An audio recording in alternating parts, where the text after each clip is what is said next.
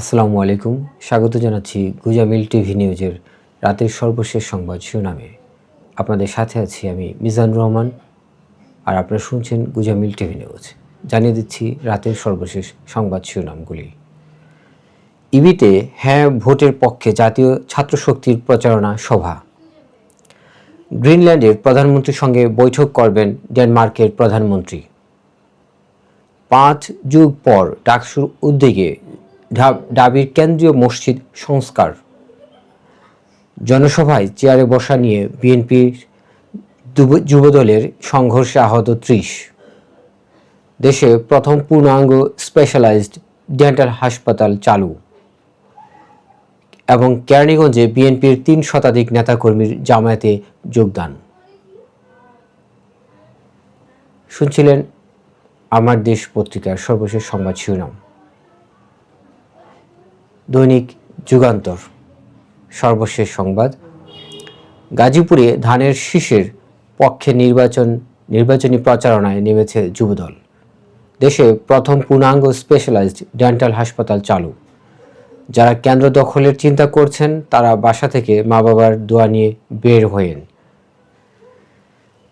Vote engineering করার চেষ্টা হলে জনগণ প্রতিহত করবে আমির খসরু। বিশ্বকাপ না খেললে একাধিক সংকটে পড়বে বাংলাদেশ।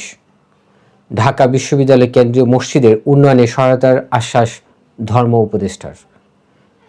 ফ্যামিলি কার্ড ভুয়া মন্তব্য করে যা বললেন জামায়াত নেতা তাহের। নির্বাচনের সংখ্যা নেই, ভোটের জন্য মানুষ মুখিয়ে আছে, প্রেস সচিব। গণভোট 2026 সংস্কারের পথে নতুন বাংলাদেশের স্বপ্ন। এবং ভারতীয় কোস্ট গার্ডের হাতে আটক বাংলাদেশি জেলেকে উদ্ধার। শুনছিলেন যুগান্তর সর্বশেষ সংবাদ শিরোনাম। দৈনিক সমকালের সর্বশেষ সংবাদগুলো জানিয়ে দিচ্ছি। গৌরীপুরে গ্রামীণ ব্যাংকের দুর্বৃত্তদের আগুন, নথিপত্র পুড়ে ছাই। নির্বাচনী সফরে চট্টগ্রাম যাচ্ছেন জামায়াত আমির। এবং 25 লাখ কোটি ডলারের খনিজ সম্পদ মজুদ রয়েছে সৌদি আরবে। মানুষের ভাগ্য পরিবর্তনে ধানের শীষে ভোট দিন, তারেক রহমান।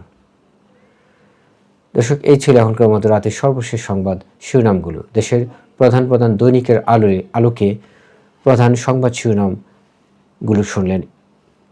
ধন্যবাদ সবাইকে।